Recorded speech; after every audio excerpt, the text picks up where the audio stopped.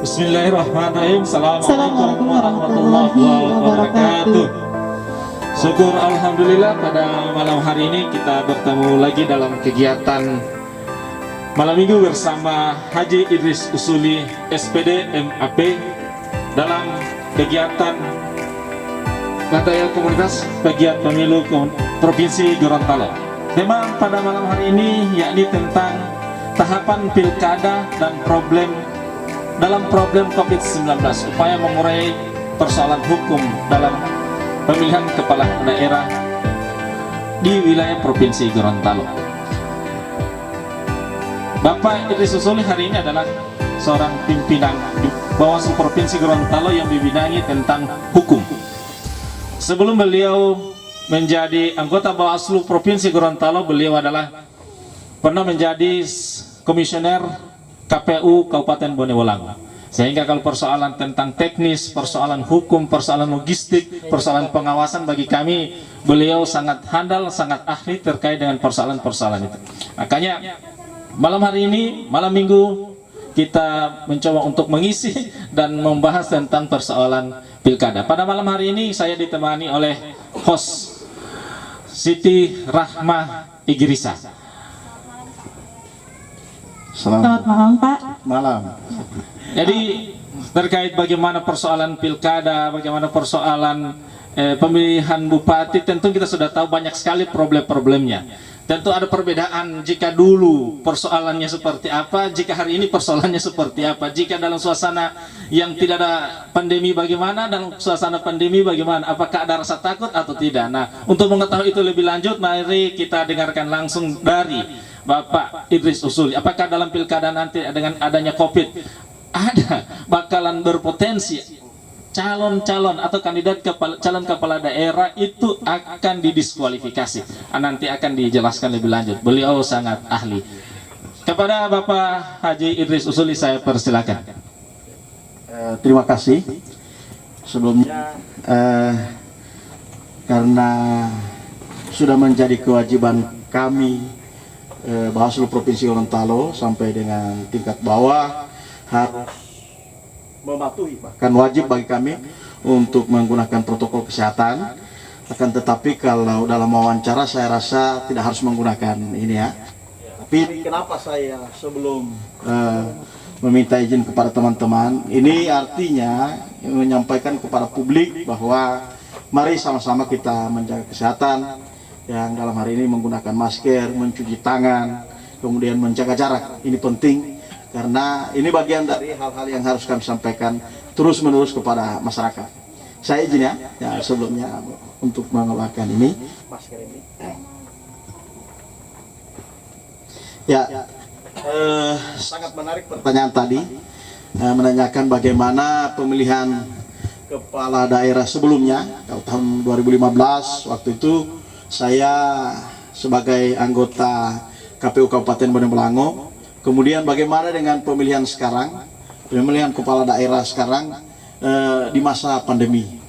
Ini memang sangat luar biasa perbedaannya. Karena seperti penjelasan dari Pak Ketua Bawaslu RI, Pak Abhan, waktu itu kami ada video conference dengan Polri. Beliau menjelaskan bahwa untuk pelaksanaan pilkada sekarang ini yang harus benar-benar kita awasi, yakni jujur, adil, ada tambahan sehat. Nah, sehat ini yang paling penting. Nah, kalau dulu kan tidak sampai ada tambahan kata sehat itu, sehingganya kata sehat ini menjadi sangat penting, yang menjadi suatu perbedaan dari pemilihan-pemilihan sebelumnya. Jadi perbedaannya pada konteks kesehatan. Ya. Jadi bertambah lagi pengawasan oleh Bawaslu Provinsi Gorontalo.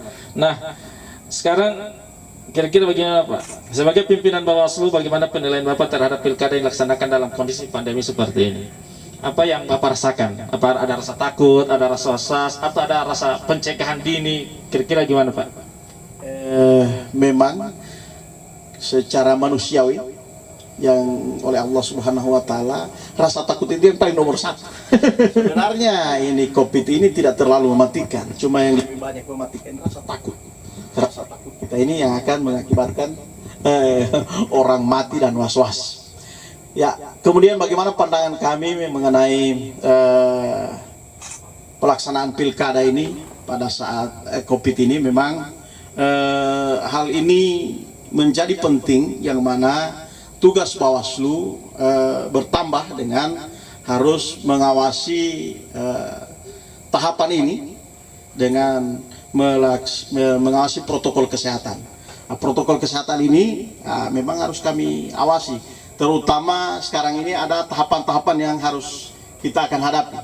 Insya Allah tanggal 23 nanti tahapan pengumuman berkas pasangan calon ini kemungkinan juga kami berharap dan ini sudah kami sampaikan kemarin hari Jumat kepada 3 daerah yang melaksanakan pilkada sesegera mungkin untuk mengingatkan para calon untuk tidak beramai-ramai, tidak seperti kemarin pelaksanaan pendaftaran tanggal 4 sampai tanggal 6 itu. Memang ada beberapa hal yang di luar kendali dari Bawaslu, membawa massa yang terlalu banyak. Kami melihat pada saat pendaftaran itu di kantor KPU sampai di dalam itu dia menggunakan protokol kesehatan. Hanya saja yang susah dikendalikan pada saat itu massa yang berada di luar area dari KPU. Nah, ini juga kami khawatirkan akan terjadi pada tanggal 23 kemudian tanggal 26. Karena pada tanggal 26 itu pengumuman pasangan calon, kemudian pencabutan nomor urut. Nah, kami berharap ini jangan ada massa yang digerakkan. Kami berharap hanya pasangan calon saja yang datang ke KPU untuk mendengarkan langsung. Karena ini sangat penting, karena tidak ada kewajiban juga bagi massa pendukung untuk harus datang ke sana, untuk harus mendengarkan ini. Beda dengan kampanye. Kalau kampanye pun dibatasi masa yang akan hadir. Kalau dia misalnya untuk kampanye ini ya, saya jelaskan dulu. Untuk kampanye itu kalau dalam satu ruangan yang berkapasitas misalnya 100 orang, maka yang hadir di dalamnya hanya setengah. Hingganya yang hadir di dalam hanya 50 orang. Ini jadi penting untuk kami awasi juga.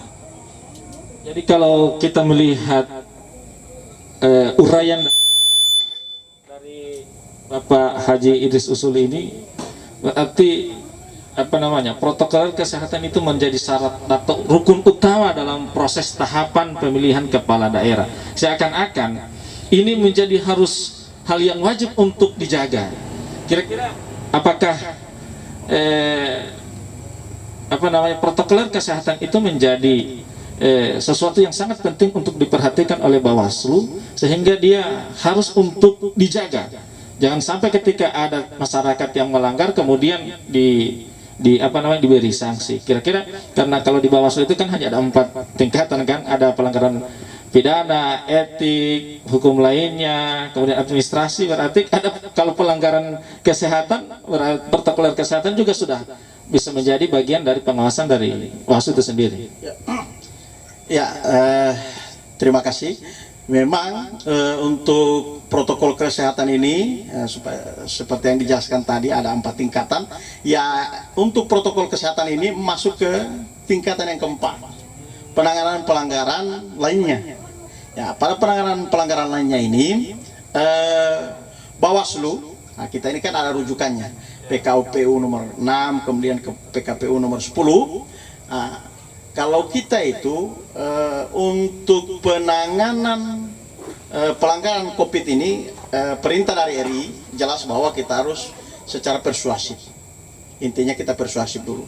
Yang pertama kita ingatkan, kita sampaikan. Makanya diperintahkan ke Bawaslu Kabupaten Kota untuk segera menyampaikan hal itu.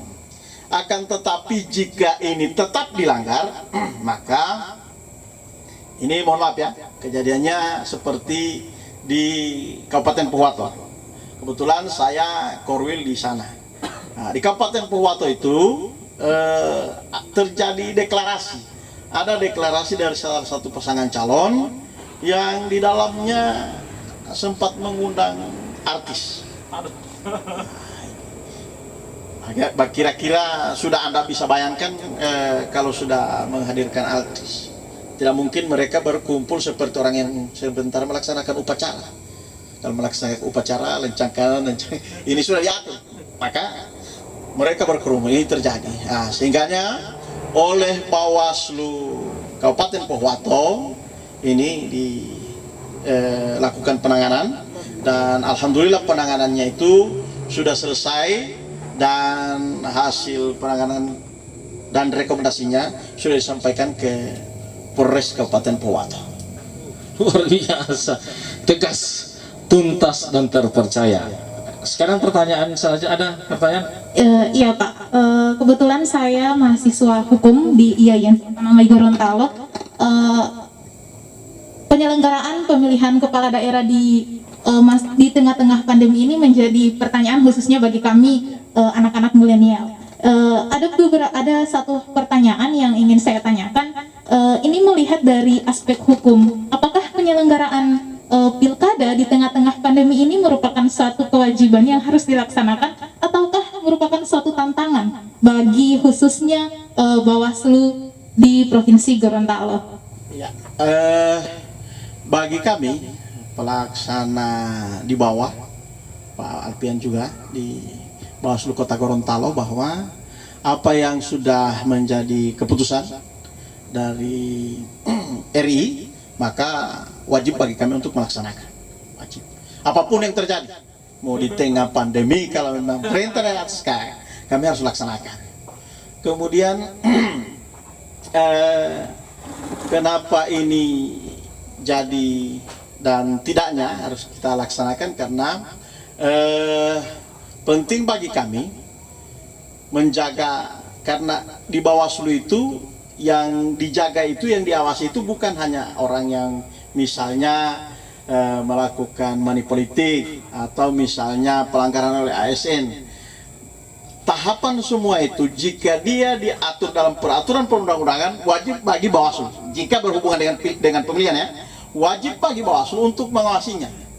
Ya, walaupun ini di tengah pandemi, ya menjadi kewajiban bagi kami untuk harus melaksanakan itu. Wajib bagi kami mengawasi protokol kesehatan, karena protokol kesehatan diatur dalam peraturan perundang-undangan. Iya, salah satunya di Undang-Undang Nomor 4 Tahun 1984. Itu masuk. Nah, di situ ada pasal 9, dan pasal 9 dikuatkan dengan pasal 93 bagi yang tidak yang di dalamnya itu bagi yang menawan atau menentang protokol kesehatan ini, maka dikenakan dengan denda 100 juta. Ada di dalamnya. Wah. Karena dia sudah jadi peraturan perundang-undangan yang ada hubungan dengan pelaksanaan, mau tidak kami harus mengawasi itu. Karena peraturan yang berhubungan dengan pelaksanaan pemilihan penting bagi Bawaslu untuk mengawasinya. Masya Allah. Jadi ini pemirsa di dunia maya, dari penjelasan Bapak Haji Idris Usuli menegaskan bahwa protokol kesehatan itu merupakan suatu kewajiban. Jadi tidak ada lagi keraguan bagi masyarakat bahwa pelaksanaan pilkada di tengah pandemi itu mengabaikan keselamatan masyarakat. Karena Bawaslu juga ternyata sungguh sangat sensitif dalam mengawasi. Bahkan sampai dipidana 100 juta kalau bagi yang melanggar. Luar biasa. Jangan sampai begini, akan jadi klaster pemilu. Bahaya. Makanya kenapa itu kita benar-benar berulang-ulang kita sampaikan kepada pasangan calon, karena yang punya masa ini pasangan calon. Ya, ingatkan betul. untuk itu, karena kalau jadi klaster pemilu luar biasa. Di mana Bawaslu? Kan tidak akan bertanya lagi, pasti di mana Bawaslu, apa yang dilakukan oleh Bawaslu. Padahal kita alhamdulillah kemarin ditanyakan apa yang dilakukan Bawaslu pada saat kejadian Pohuwato. Kami berada di tempat. Kami jadikan ini temuan, tapi persoalannya diatur pada Undang-Undang Nomor 6 dan 10 itu, Bawaslu itu kan hanya menyarankan kepada KPU. Nah, dalam hal ini untuk membubarkan kita tidak diatur untuk membubarkan. Nah, sehingga kenapa tidak membubarkan oleh Bawaslu? Tidak diatur, kan tidak diatur gitu. Alhamdulillah kemarin pada saat saya dan Ketua KPU bertemu dengan Pak Kapolda, kami menyampaikan Pak Kapolda bahwa kami tidak punya wewenang untuk itu. Hanya saja kami bisa menyampaikan ini ke pihak kepolisian. Oleh Pak Kapolda menyampaikan, saya siap 1x24 jam. Jika ada hal yang demikian, tolong disampaikan kepada kami. Insya Allah akan kami bubarkan. Kalau memang ini kan kita menjaga ini persoalan nyawa orang lain kan. Ya makanya kenapa kita tegas dan harus berulang-ulang untuk menyampaikan ke masyarakat.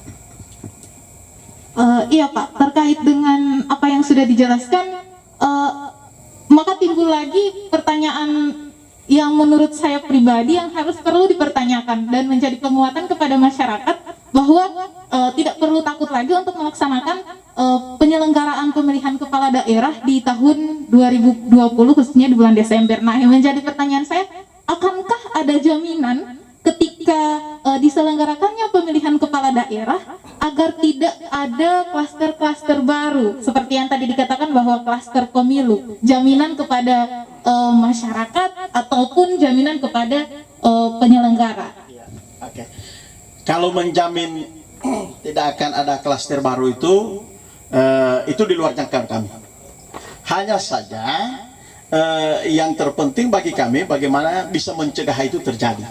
Ya, cara pencegahannya seperti tadi, kita menghimbau kepada masyarakat tetap menjaga jarak, kemudian mencuci tangan, menggunakan masker, sehingga pada saat pendaftaran itu kami atur, harus diatur, dipastikan kepada KPU bahwa tempat duduknya diatur, kemudian harus menggunakan masker pada saat masuk ke halamannya KPU waktu itu. Kebetulan saya berada di KPU Kabupaten Pohuwato kemarin itu. Dipastikan bahwa yang bersangkutan mencuci tangan dulu sebelum masuk, kemudian harus menggunakan masker. Jika tidak menggunakan masker, tidak bisa masuk. Kemarin itu, karena memang kemudian di dalamnya kursinya juga diatur. Nah, kami memastikan itu. Apakah KPU sudah melaksanakan sesuai dengan ketentuan protokol kesehatan? Hanya saja yang memang di luar kendali kami itu di luar dari kawasan KPU. Di luar ini yang memang terjadi banyak kerumunan massa, kan pada saat itu pasangan calon didampingi oleh massa.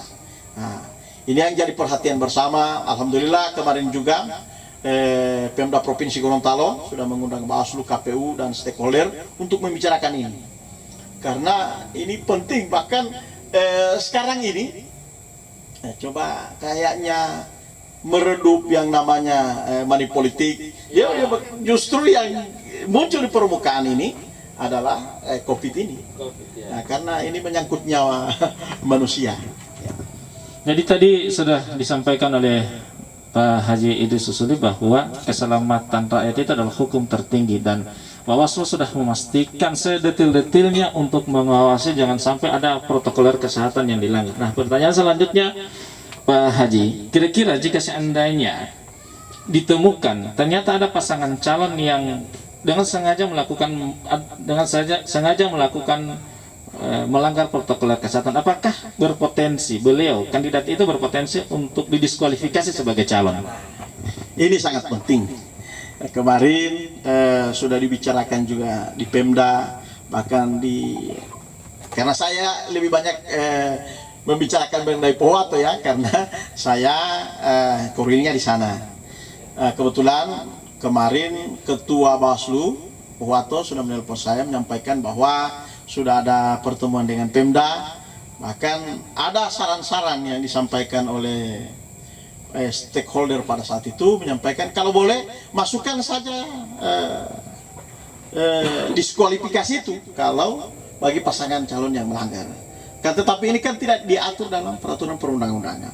Sehingganya kami menyampaikan bahwa upaya pertama yang akan dilakukan oleh Bawaslu ini adalah upaya persuasif. Jika kami menemukan pada saat pelaksanaan tahapan ini terjadi kerumunan massa atau melanggar protokol kesehatan, maka hal yang utama yang akan kami lakukan yang pertama ya menyarankan kepada KPU bahwa protokol kesehatan ini sudah dilanggar. Kemudian yang kedua, kita akan menyampaikan ke pihak kepolisian untuk segera, jika itu adalah ada kerumunan massa, maka kita akan menyampaikan ke pihak kepolisian untuk segera membubarkan kerumunan massa. Akan tetapi jika ini tetap dilanggar ya sudah seperti yang dialami oleh ada 2 pasangan calon yang sementara sudah diteruskan kajian dari Bawaslu ke pihak kepolisian. Jadi ini persoalan melanggar protokol kesehatan atau sanksi dari melanggar protokol kesehatan ini ternyata bukan hanya basa-basi. Ya. Ternyata sudah dibuktikan dan sudah ada contohnya bahwa Ya. Bawaslu benar-benar menindaklanjuti pasangan calon yang melanggar protokol kesehatan. Luar biasa. Mari saya mohon izin untuk menyapa para penonton yang ada di luar sana. Selamat malam untuk Ibu Agustin Abdullah. Terima kasih sudah menyaksikan. Bapak Roy Harmain, Bapak Ahmad Takuba, Depa Terati Adam, Rizky dan teman-teman lain, Ibu Sri apa namanya? Ada pertanyaan selanjutnya, Pak Haji. Sekarang kan persoalan tentang protokol kesehatan. Nah, kita berlanjut pada proses tahapan. Ini tahapan pada tanggal 4 dan 6 September adalah tahapan pendaftaran pasangan calon. Apakah pasca pendaftaran ada potensi pencoretan pasangan calon atau setelah KPU menerima pendaftaran calon secara otomatis pasangan calon sudah dinyatakan sebagai calon bupati dan wakil bupati? Karena biasanya ketika sudah mendaftar bagi mereka sudah selesai ini, sudah sepasang baliho, sudah euforianya tinggi, sudah berjalan, tim sudah terbentuk. Nah, apakah ada potensi untuk mereka didiskualifikasi? Ya, terima kasih. Memang pada saat tanggal 4 sampai dengan tanggal 6 itu untuk pasangan calon ini mereka kan menyampaikan dulu berkas, Ya. disampaikan ke KPU. Setelah itu KPU akan memeriksa berkas. Jika ada yang kurang, maka berkas itu akan diminta untuk dilengkapi lagi. Ya, sehingganya seperti pertanyaan Pak Alpian ini memang banyak ditanyakan oleh masyarakat. Berarti kalau yang sekarang setelah mendaftar ini 4 sampai 6 ini sudah selesai karena sudah dianggap lengkap. Ya, saya sampaikan bahwa beda kelengkapan dengan memenuhi syarat dari berkas itu sendiri. Karena kalau untuk kelengkapan ya mungkin saja sekarang ini sudah lengkap. Tapi apakah berkas yang ada sekarang itu sudah memenuhi syarat? Oh, masih diverifikasi lagi? Iya, diverifikasi lagi. Wow, salah biasa. satunya, contohnya ijazah. Ijazah itu jika ada keraguan, maka pasangan KPU, biasanya kalau untuk Provinsi Gorontalo itu mereka melibatkan Bawaslu untuk memastikan bahwa ijazah yang bersangkutan itu misalnya diragukan, muncul keraguan, maka dipastikan bahwa ini asli atau tidak. Nah, sehingga ketika setelah dilihat kemudian tidak memenuhi syarat, bisa saja pada saat tanggal 23 nanti ini dicoret. Jadi artinya apa? Nah, bukan juga kesimpulan, tapi posisi calon kepala daerah ini posisinya tidak aman begitu. Tidak aman, belum aman, masih was-was. Otak calon tidak kita ini. Iya, boleh dikategorikan masih dalam posisi was-was. Iya, selama dia merasa bahwa lengkap dan memenuhi syarat, ya, bisa dilanjutkan menjadi calon. Akan tetapi jika tidak, ya maka akan didiskualifikasi. Seperti itu. Makanya saya salah satu contoh yang saya sampaikan tadi itu, contohnya satu lagi. Di PKPU itu menjelaskan bahwa pasangan calon itu tidak pernah melakukan perbuatan tercela. Ya, nah ini yang bahaya. Yang dicantumkan di dalam surat keterangan kepolisian. Ya. Nah, akan tetapi perbuatan tercela di situ hanya beberapa item yang disebutkan, salah satunya minum-minuman keras, kemudian judi. Nah, ini masuk dalam kalau dia di dalam SKCK misalnya menyebutkan itu, bisa saja dia didiskualifikasi. Oh, iya. Tapi kan sejauh ini kita lihat apa kajian KPU menyangkut itu. Tapi apakah ada juga yang seperti itu? Nah, nanti kan itu yang tugas dari Bawaslu untuk mengawasi yang sudah dilakukan oleh KPU. KPU kan secara teknis bekerja. Teknis ini dari awal A sampai Z itu yang diawasi oleh Bawaslu. Memastikan bahwa KPU sudah melaksanakan peraturan sesuai dengan peraturan yang ada. berat juga pekerjaan Bawaslu dalam proses pengawasan pilkada ini Pak Haji kalau begitu. Ya boleh dikatakan seperti itu, karena yang namanya urusan pemilihan, Ya. pemilihan kepala daerah, kemudian presiden, wakil presiden, kemudian tahapannya itu semuanya kita awasi, karena tahapan itu diatur oleh peraturan perundang-undangan. Sehingga kalau istilah teman-teman, dari dia kalau dicontohkan pada orang yang memasak nasi ya, dari orang menanam padinya, bibitnya dari mana, kemudian sampai dia menjadi nasi, itu Diawasi oleh Bawaslu. Sampai seperti itu. Sehingga untuk sekarang Bawaslu 1 kali 24 jam kalau boleh tidak tidur. Jadi belum bisa tidur ini Bawaslu seperti. Jadi untuk menjamin bahwa penyelenggaraan pilkada sesuai dengan regulasi, sesuai dengan peraturan asas pemilu. Jadi pertanyaan selanjutnya nih Pak Haji, Ya. kalau ada pertanyaan? Ya Pak, ini kan bicara terkait siapa yang boleh dan tidak. Nah, di sini ada ASN. Nah, bagaimana dengan ASN yang sekarang ini kan tahapan atau penyelenggaraannya itu di masa pandemi. Ya. Artinya digitalisasi itu berperan penting. Nah, bagaimana ketika ada ASN yang komen dan terlibat dalam hal-hal yang dilakukan oleh peserta dalam media sosial? Apakah itu ada bagaimana hal tersebut dapat diatasi ataukah ada tantangan-tantangan tersendiri dari pihak Bawaslu? Iya. Oke. Bagi ASN ini diatur pada PP 53 tahun 2010. Kemudian surat edaran dari Menpan B71, kemudian ada surat edaran Menpan B36. Yang di dalamnya terutama yang tadi disampaikan oleh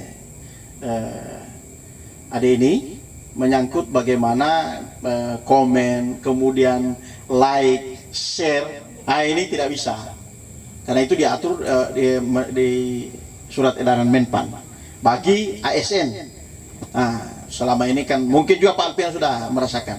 Setelah itu ditemukan, biasanya kan sekarang media sosial ini yang paling banyak pelanggarannya itu di Facebook, karena itu banyak masyarakat melihat. Nah, jika terjadi seperti itu, maka Bawaslu akan mengundang yang bersangkutan. Apakah ini dilaporkan atau ini menjadi temuan Bawaslu, maka akan diundang yang bersangkutan. Kemudian hasil kajian dari Bawaslu ini akan disampaikan ke KASN, Komisi Aparatur Sipil Negara. Nanti dari KASN hasil kajian itu akan keluar dari KASN, akan disampaikan ke pihak Pemda. Nah, nanti untuk masalah ganjarannya itu Pemda yang akan menentukan berdasarkan apa yang direkomendasikan oleh KASN. Oke, sangat menarik apa yang disampaikan oleh Bapak Haji Idris Usuli. Tidak salah kita malam minggu berbincang ria dengan Bapak Idris Usuli. Jadi hipotesa atau kesimpulan sementara bahwa yang ternyata dalam proses pilkada atau pertarungan pemilihan kepala daerah, calon itu sangat rapuh untuk didiskualifikasi, baik melanggar protokol kesehatan atau terkait dengan administrasi. Kira-kira apa yang Bapak ingin sampaikan kepada pasangan calon atau kepada masyarakat agar taat terhadap regulasi, dan karena pilkada ini rawan konflik, yang sampai kita calon tidak tak ini, karena ada kasus kan kantor KPU dibakar, kerumunan Wakalai. Ini kan sudah 2 dilanggar, ini sudah melanggar protokol kesehatan, Wakalai lagi. Kira-kira bagaimana itu Pak Haji? Ya, yang paling terpenting bagi kami sekarang ini, berulang-ulang kami ingin menyampaikan bahwa kami berharap kepada pasangan calon untuk benar-benar menaati protokol kesehatan ini. Ini yang paling utama. Kemudian yang kedua, bahwa sekarang ini pada masa mendekati pengumuman berkas pasangan calon, insya Allah tanggal 23 nanti ini, kami berharap pasangan calon ini kan yang memiliki masa. paling tidak pada tanggal 23 ini tidak membawa massa, bukan berarti tidak mengizinkan. Hanya saja kami mengkhawatirkan protokol kesehatan ini dilanggar. Kalau misalnya pasangan calon bisa memastikan bahwa protokol kesehatan tidak dilanggar, silakan, tidak masalah bagi kami. Hanya saja jika protokol kesehatan ini dilanggar, ya konsekuensinya harus diterima. Kemudian yang kedua, masalah diskualifikasi ini kan kenapa harus ada demonstrasi? Kenapa harus membakar kalau misalnya Anda meyakini bahwa misalnya berkas yang Anda masukkan itu benar-benar tidak benar-benar memenuhi syarat. Akan tetapi juga kan pasangan calon juga tahu rasa-rasa ini tidak memenuhi syarat ini kan, iya, kan sudah bisa dirasakan sendiri.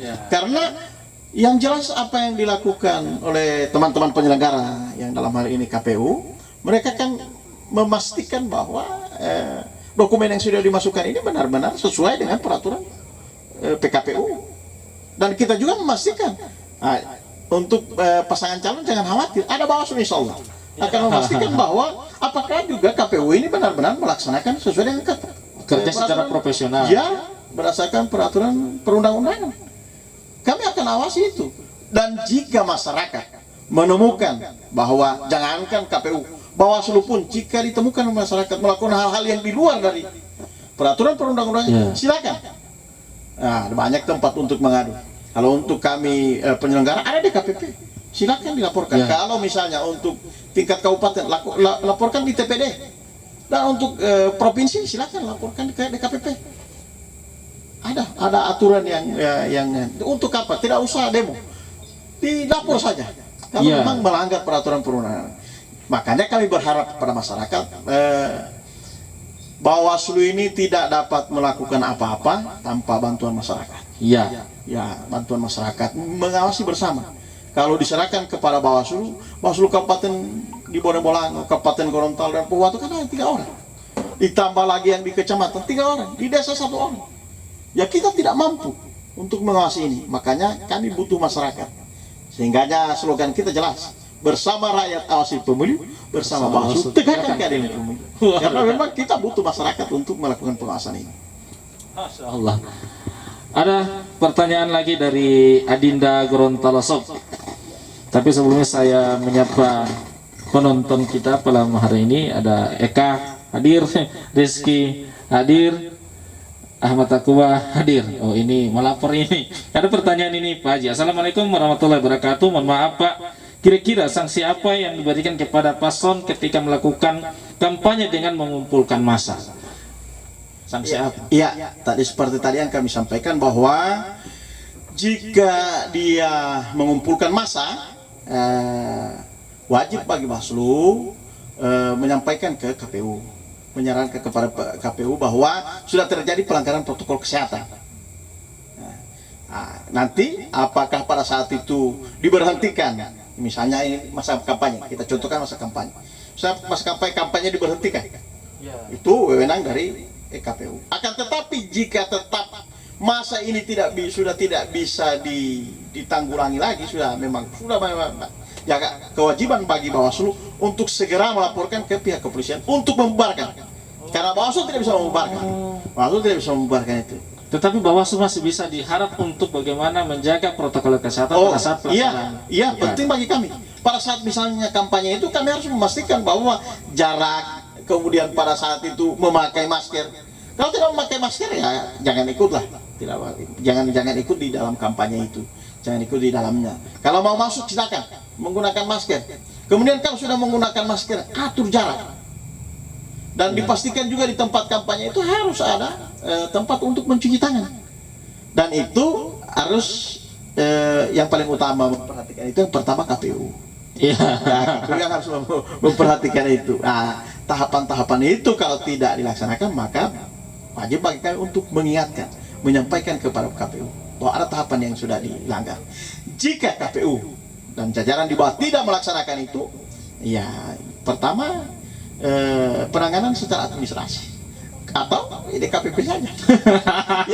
Ya, ada 2 pilihan untuk itu. Luar biasa, mantap. Oke, ini penonton saya menyapa lagi, ada Alti Muhammad, Bonbol hadir, Aidin Arif, Panwas Camtibau hadir, kemudian ada Ibu Erna Patuti hadir.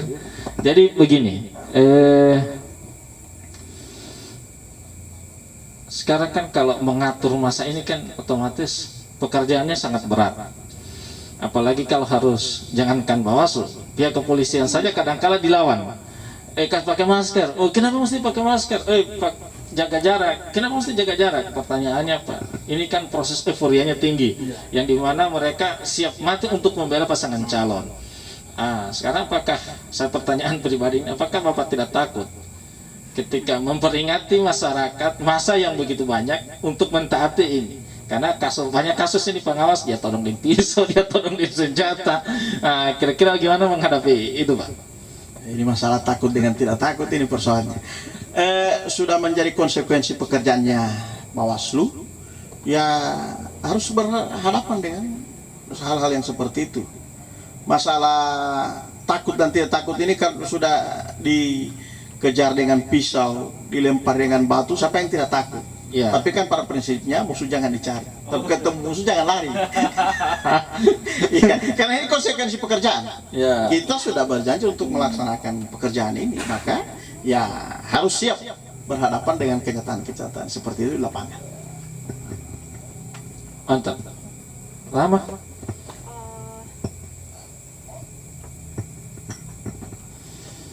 Jadi sangat jelas sekali ya bahwa masyarakat jangan meragukan penyelenggara untuk menjamin bahwa pelaksanaan pilkada ini dilaksanakan dengan maksimal, melaksanakan dengan jujur, adil, bebas. Insya Allah pelaksanaan pilkada kita, kalau mendengarkan penjelasan dari Bapak Haji Idris Susuli, memang betul-betul dijaga dari A sampai Z, pengawasan malaikat. Ada pertanyaan? Iya, ini terkait dengan mohon maaf, anggaran. Nah, untuk saat ini kan ada yang namanya kos politik atau dana politik, dan ada pula yang paling menarik itu adalah money politik. Nah, bagaimana Bawaslu memberikan pemahaman kepada masyarakat untuk membedakan dua hal tersebut? Artinya sama-sama memberikan tetapi dalam konteks yang berbeda. Ini kan masyarakat masih masyarakat pada umumnya masih ada yang masih belum tahu apakah ini money politik atau memang sudah dana dari kampanye dan lain sebagainya. Mohon penjelasannya. Iya, terima kasih pertanyaannya. Money politik itu biasanya diberikan dalam rangka menjanjikan. Ya. Kan kalau saya kasih ini, jangan lupa jeli patah, biasanya ini, jeli patah. Ya, biasanya ini dilakukan oleh pasangan calon. Ya, saya pernah waktu dipilih itu kejadiannya seperti ini. Ada yang menelpon saya, dia tanyakan seperti ini. Bisa tidak saya membantu salah satu masjid, karena kebetulan itu saya waktu masuk ke dalamnya katanya mau sholat, tidak ada karpet di dalamnya, kotor sekali, sehingga bahkan tidak ada belum dipasang keramik, katanya masih biasa, katanya kotor waktu itu. Makanya dia berencana untuk membantu masjid itu memberikan karpet. Dan dia bilang, saya punya niat, tidak bukan karena jamaah itu harus memilih saya. Ya. Saya tidak ada niat seperti itu. Ya oke, saya sampaikan kepada yang bersangkutan, memang betul-betul ikhlas. Iya, saya ikhlas. Nah, kalau Anda ikhlas, begini saja. Nanti saya bantu. Bawaslu bantu. Karpet yang Anda akan antar ke sana itu, coba antar di Bawaslu. Oh, ente sombekeng temuan. Oh tidak, kami tidak akan jadikan temuan. Kami antar dan akan kami sampaikan bahwa ini adalah bantuan dari Bawaslu. Apa yang dia, cuma boleh ada itu. Berarti ada niat, ada niat tersembunyi di dalamnya. Iya kan? Kami akan sampaikan bahwa ini bantuan dari Bawaslu, karpet. Berikan oleh orang kan Bapak, kami tidak akan sebut di sini, yang jelas orang ikhlas atas nama dia ikhlas, dia akan memberikan ini dan melalui Bawaslu kan kami sampaikan. Baru masuk punya tidak, Bapak punya nama kami tidak sebut di situ. Nanti sudah selesai pemilihan baru kami sampaikan bahwa ini karpet dari Anda. Wih, wano itu cuma berarti Anda punya niat. Itu intinya Anda punya niat. Makanya itu model-model seperti itu. Bahwa dia tidak kami ilas. Kalau memang benar-benar ya sudah. Atau begini saja, ditunggu nanti sesudah selesai pemilu. Ya. Kalau sudah selesai pemilu, tapi jangan Anda janjikan. Misalnya, kalau selesai pemilu, saya akan kasihan. Itu menjanjikan juga. Oh, masuk juga. Masuk dimenjanjikan. Aduh, masuk ini. Kalau memang dia tidak sudah dia niat saja. Mudah-mudahan kita mau tak dulu atau tidak. Saya serahkan ini karpet. Selesai. Tapi kalau ada niatan-niatan seperti itu kan, itu masuk dalam manipulasi. Kalau dana kampanye itu biasanya dana anggaran yang digunakan pada saat masa kampanye. Ya. Misalnya kan orang kampanye itu butuh sound, butuh gedung, butuh tempat untuk itu bisa, akan tetapi dia ada laporan dana kampanye. Itu dimasukkan ke KPU. Laporan anggaran kampanye. Bisa itu. Tapi beda dia. Bukan yang dalam bentuk uang yang diberikan kepada masyarakat. Apalagi kalau sudah ditambah dengan jalipata tanggal jangan. Tidak boleh seperti itu. Itu masuk dalam money politik. Sekarang kalau seandainya ini kan protokoler kesehatan dan money politik ini kan hal yang paling urgen dan wajib, dan ini menjadi kalau dilanggar ini diskualifikasi. Nah, kalau saya seandainya calon atau kandidat seperti itu, kemudian saya calon, saya akan membagi-bagikan hand sanitizer, saya akan bagikan masker, saya harus akan bagikan ini kepada masa ini yang menghadiri masa kampanye. Apakah ini sudah melanggar protokoler kesehatan atau melanggar pidana pemilu ini? Makanya dipastikan yang datang itu pada saat masuk itu sudah benar-benar pada saat masuk lokasi. Kayak kemarin itu masuk lokasi sudah pasti dia ini pakai masker tidak. Kalau tidak pakai masker jangan masuk. Kemudian untuk sanitizer juga kan memang sudah disiapkan. Pada saat pendaftaran itu KPU sudah siapkan. Tempat cuci tangan sudah disiapkan. Bahkan saya sampaikan pada teman-teman KPU, siapkan juga masker. Supaya pada saat mereka masuk, sudah kita yang menyerahkan. Jangan menunggu nanti pasangan calon yang menyerahkan. Kita serahkan saja ini. Kalau memang sampai segitunya harus penyelenggara menjaga kesehatan masyarakat agar keraguan masyarakat bahwa pilkada itu menjadi kluster baru itu terjawab sudah. Kalau memang tidak tersedia di KPU, ya sudah yang bersangkutan jangan disuruh masuk. Itu saja, supaya dia tidak berkerumun, tidak duduk dengan orang lain dalam keadaan tidak menggunakan masker. Saya ini Pak Alpian kalau tidak sementara bicara ini mau tidak mau saya harus menggunakan masker. Tapi kalau saya pakai masker justru tidak akan kedengaran di sana. Betul. Kalau wawancara bicara seperti ini bisa tidak menggunakan masker. Akan tetapi setelah selesai harus menggunakan masker lagi. Dan ini kita harus menjadi contoh. Kemana-mana kita harus menggunakan masker, harus membawa sanitizer, harus mencuci tangan. Kita juga ini harus menjadi, jangan hanya mengawasi, kemudian diri sendiri kita tidak awasi, tidak memberikan contoh kepada masyarakat. Jadi pasangan calon itu tidak bisa dia membawa sendiri hand sanitizer-nya, tidak bisa membawa sendiri maskernya, kemudian dibagi-bagi. Di lokasi sudah harus dipastikan. Berarti sudah steril memang. Sudah harus dipastikan bahwa tempat cuci tangan sudah ada, disiapkan. Kemudian pada saat masuk, kalau memang dalam keadaan waktu itu saya sampaikan kepada teman-teman KPU, sediakan saja masker. Jika memang misalnya yang bersangkutan LO tiba-tiba dia lupa dan dia harus berada di dalam, kasih dia masker supaya dia bisa masuk daripada jadi persoalan lagi. Cuma masalah masker. Memang orang masyarakat ini menganggap ini hanya hal yang ada juga yang menganggap bahwa tidak ada COVID ini, tapi kan selama ini juga ada yang terpapar kan. Makanya kita harus memastikan masyarakat tetap mematuhi ini dengan. Dan yang paling utama yang bisa memastikan itu pasangan calon, karena pasangan calon yang punya masa ini. Sebenarnya pasangan calon itu kami sampaikan kepada teman-teman Bawaslu untuk terus mengingatkan, jangan lelah untuk mengingatkan, untuk menyampaikan kepada pasangan calon, untuk menjaga protokol kesehatan ini. Luar biasa. Jadi keraguan masyarakat akan kluster baru di pilkada nanti terjawab sudah, bahwa pelaksanaan pilkada kita benar-benar mengutamakan keselamatan masyarakat, mengutamakan nyawa masyarakat, bahwa kita juga tidak egois menyelenggarakan pilkada di tengah pandemi ini. Mungkin closing statementnya Pak Haji untuk acara kita malam hari ini.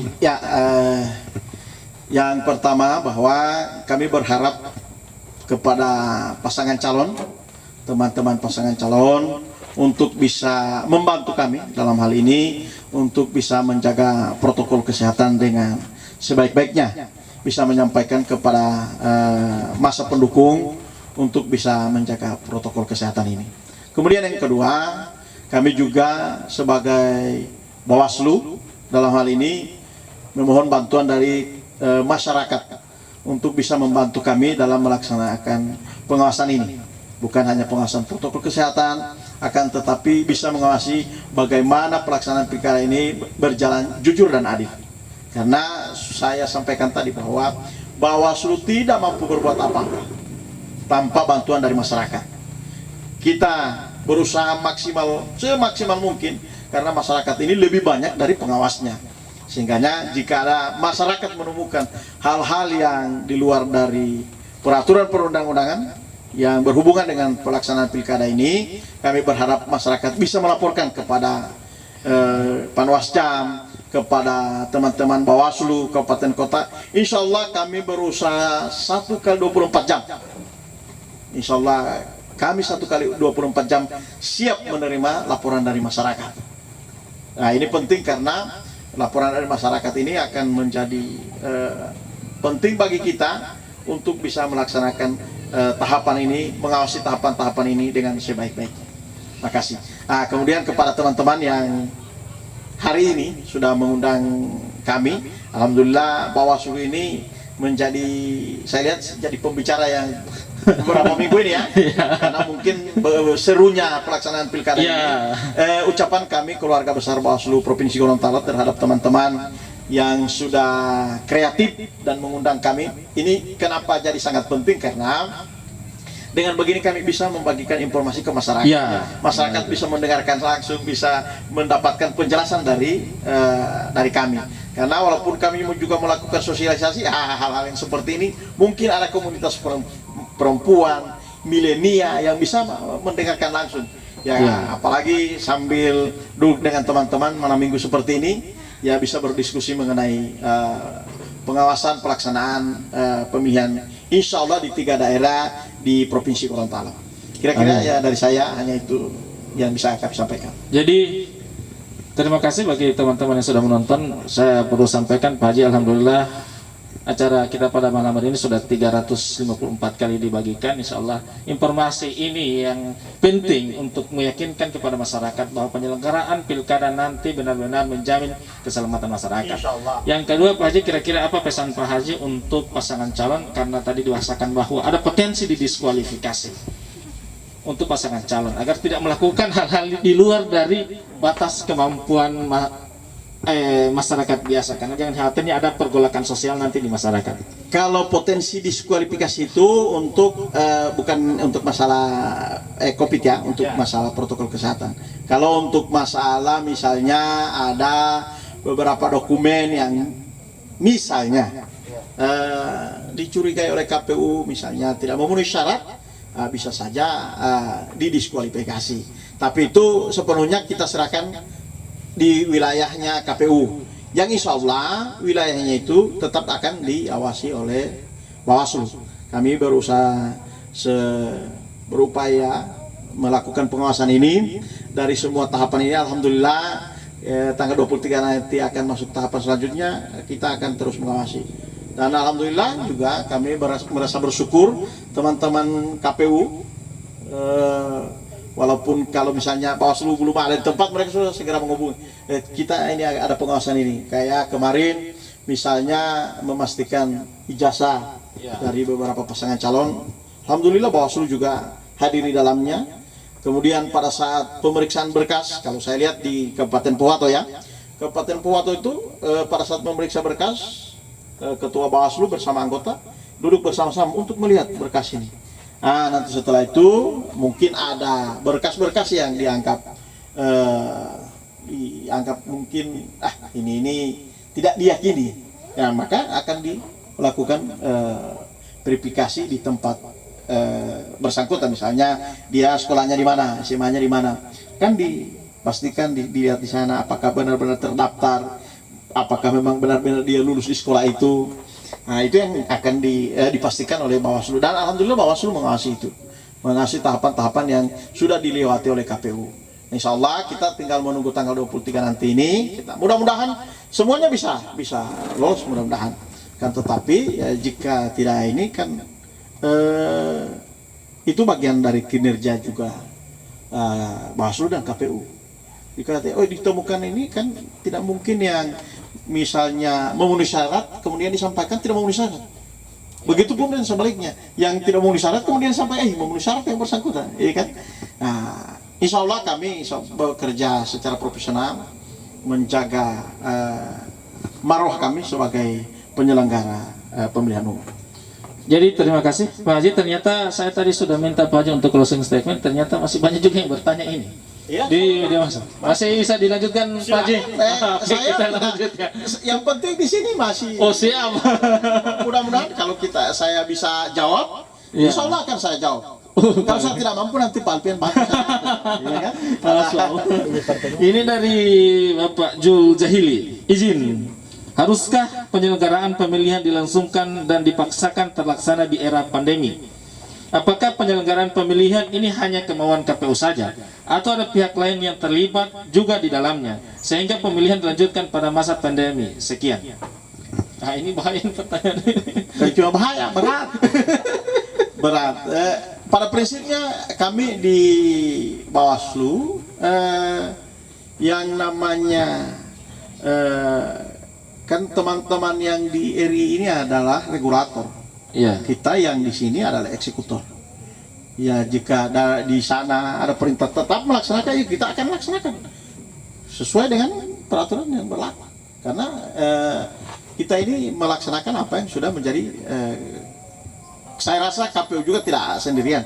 Ada keputusan bersama di sana, bersama dengan Komisi 2 dibahas. Sudah, karena pembahasan kalau saya lihat di televisi itu bukan hanya KPU, ada juga dari gugus tugas waktu itu juga membahas ini, dan saya rasa teman-teman yang di RI dalam hal ini yang mengeluarkan keputusan untuk melaksanakannya sudah melakukan kajian-kajian tentang pelaksanaan pilkada ini tengah pandemi. Saya merasa seperti itu. Ya. Ini lagi ada pertanyaan Pak Haji. Apakah dalam pelaksanaan pilkada nanti pasangan calon itu bagaimana posisinya jika seandainya dia di kondisi seperti ini dia masih melaksanakan kampanye protokoler kesehatan, dia juga terlibat dalam protokoler kesehatan.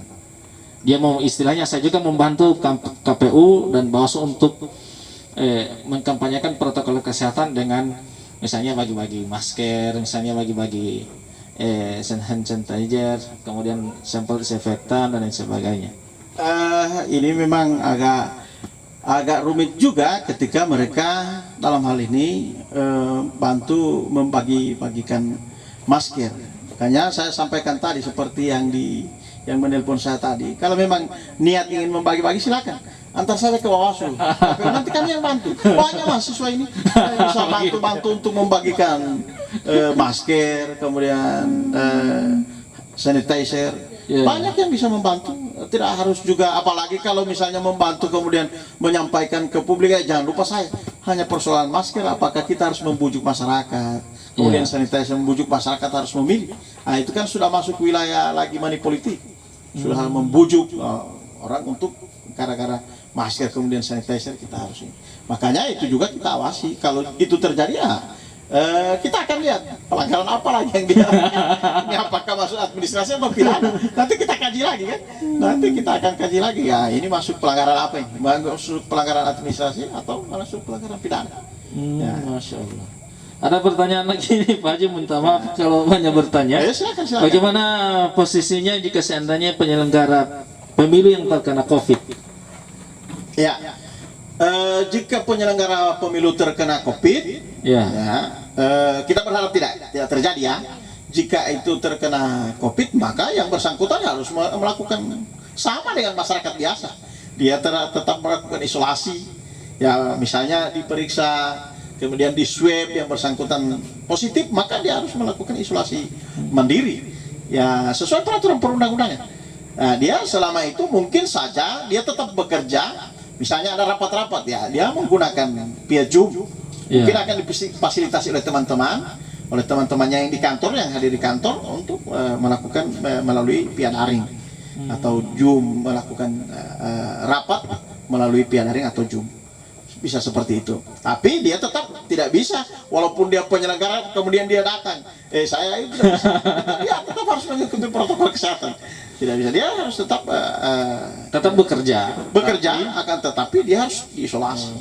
Isolasi mandiri. Ada pertanyaan lagi ini Pak Haji, bagaimana kalau seandainya kandidat yang kena COVID, apakah bisa didiskualifikasi? Dia sudah positif, apakah dia bisa melaksanakan kampanye Pak Haji?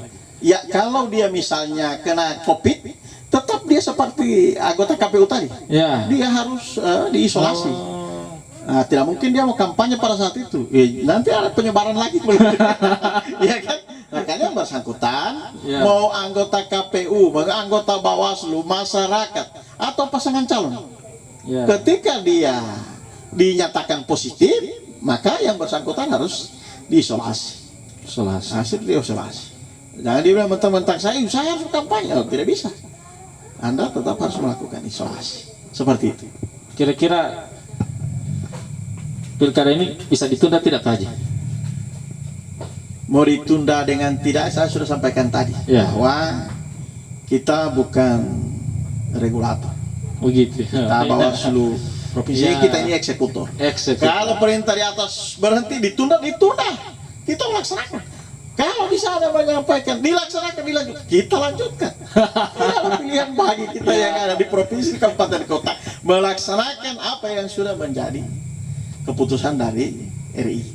Jadi memang struktural memang Pak Haji ya. Tidak bisa kita menafsirkan aturan lain atau mengambil keputusan di luar dari yang diputuskan oleh RI. Masalahnya kita bukan regulator, bukan kita membuat regulasi. Tidak bisa menafsir. Tidak bisa menafsir, tapi mengeksekusi apa yang sudah menjadi hasil regulasi. Masya Allah, luar biasa. Ada pertanyaan lagi? Paham? Terkait tadi, apakah tidak ada pengunduran dilaksanakannya pilkada di Gorontalo? Apakah tidak ada pertimbangan khusus, khususnya di Provinsi Gorontalo, melihat angka positif corona atau virus corona ini selalu terus saja meningkat? Apakah itu tidak ada pertimbangan yang khusus, Pak? Kalau kita ini kan hanya melaporkan bahwa di Provinsi Gorontalo, kabupaten ini, dan biasanya yang sudah melapor ini dari gugus tugas ya. Ini akan melaporkan. Kemudian apakah ada pertimbangan untuk melanjut atau tidak? Nah, itu pertimbangan yang di pusat. Kita hanya melaksanakan saja. Kita yang ada di provinsi dan kabupaten kota hanya melaksanakan apa yang menjadi keputusan dari RI. Ya, apakah lanjut atau tidak? Kalau lanjut ya kita melanjutkan. Walaupun dalam kondisi seperti ini. Atau diberhentikan, kita berhentikan. Ya, sesuai perintah yang dari pembuat regulasi. Seperti itu. Baik, saya rasa apa yang disampaikan oleh Bapak Haji Idris Usuli terkait dengan tahapan pilkada dan problem dalam problem COVID-19 terjawab sudah, bahwa tidak ada keraguan bagi masyarakat terhadap Bawaslu apakah sungguh-sungguh dan tidak sungguh-sungguh mensukseskan pilkada ini di tengah COVID-19. Tadi juga sudah diuraikan bahwa berbagai macam problem para kandidat ketika melaksanakan tahapan. Dan juga disampaikan bahwa tidak ada alasan Bawaslu kabupaten kota maupun provinsi untuk menunda pelaksanaan pilkada. Pertanyaan terakhir Pak Haji, apakah begitu pentingnya pilkada atau pemilihan kepala daerah untuk kita, Pak Haji? Sangat penting ya. Karena pemerintahan 5 tahun ke depan ini kan ditentukan oleh pelaksanaan pilkada ini. Makanya kita berharap mudah-mudahan insyaallah izin Allah Subhanahu wa taala pelaksanaan pilkada di 3 daerah ini berjalan sesuai dengan tahapan. Kemudian mudah-mudahan 3 daerah ini akan mendapatkan pemimpin yang benar-benar diidamkan oleh masyarakat, pemimpin yang diharapkan oleh masyarakat, sehingga 5 tahun ke depan kemajuan 3 daerah ini ditentukan oleh pelaksanaan pemilihan tahun ini. Luar biasa.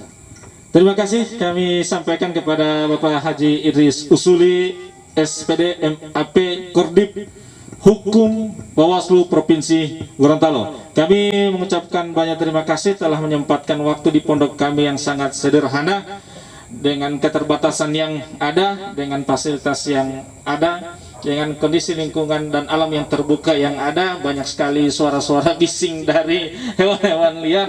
Kami mengucapkan banyak terima kasih telah menyempatkan waktu. Kami akhiri pembicaraan kita malam hari ini. Yang jelas ini bukan yang terakhir.